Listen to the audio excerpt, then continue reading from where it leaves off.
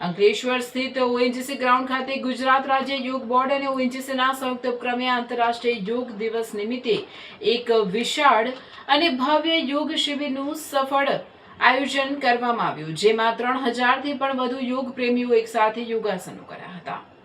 વહેલી સવારે 5 વાગે જબાલ વૃદ્ધ સૌ કોઈ યોગના ગણવેશમાં ઓએનજીસી ગ્રાઉન્ડ પર એકઠા થવા લાગ્યા હતા। જોતજોતામાં સમગ્ર ક્રિકેટ ગ્રાઉન્ડ યોગ પ્રેમીઓથી ઉભરાઈ ગયું હતું। સમગ્ર વાતાવરણ આધ્યાત્મિક અને સકારાત્મક ઉર્જાથી ભરાઈ ગયું હતું। યોગ સેવક શિષપાલજીએ યોગ એ માત્ર કસરત નથી, પરંતુ જીવન જીવવાની એક સુંદર કળા છે તેમ જણાવ્યું હતું।